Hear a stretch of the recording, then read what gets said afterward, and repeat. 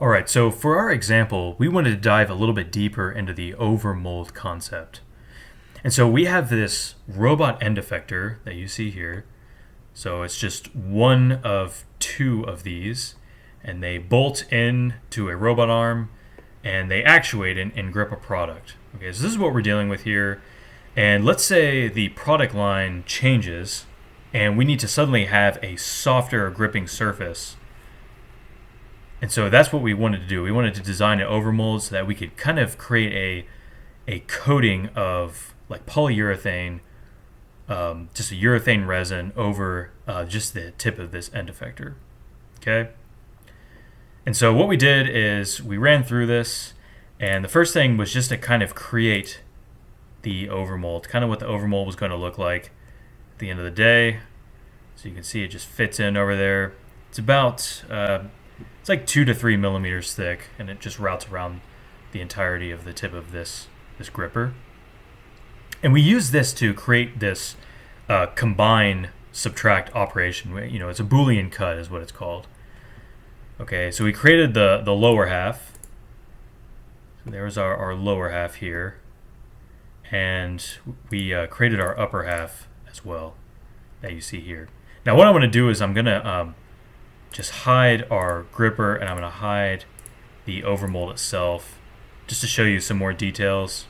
This little platform that extends out, if I unhide this just very briefly, you can see that it just supports it. So when it's rested flat on the table, the end of this is not going to want to sag down and cause any issues. So I just put a little support beam out there. I'm just going to hide this, and I'm going to hide the top bit here. We can kind of dig in and see what we're looking at.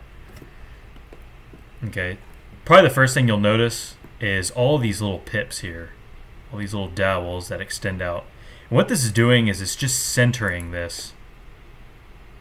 You can see these come out, and I don't know, it's about like, it's less than half a mil gap here. It's like 0.2 millimeters spacing between all of these, and they just help center it inside, just prevents any kind of wiggling or anything.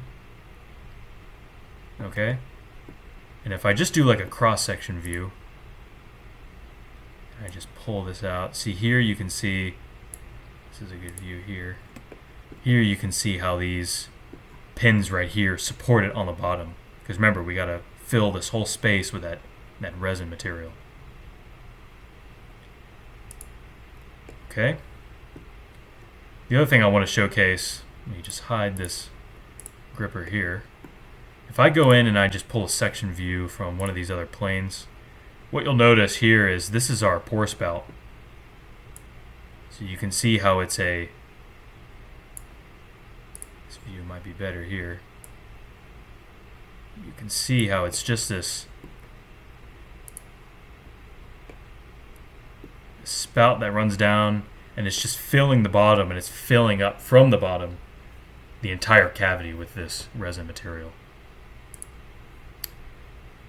Now, if I were to go in and just show the top, I'm just going to hide the bottom. One thing you'll notice, I have all these portholes. Now, I already showed you where the pour spout was. These portholes here are called vent holes. And vent holes were particularly important in this area, right in here. Okay, because you can get a lot of air bubbles that can get trapped in here. So you need these vent holes here to just help purge the cavity of any air bubbles. And you can see I really got overzealous with this, particularly because we don't have a vacuum chamber, any way to degas the resin before pouring. Now finally, I think the last feature I just want to showcase, and it's easy to see here, I just have kind of two locating features that allow this to mate together and not swivel or pivot in any way, shape, or form. So that's what we're dealing with on the overmold.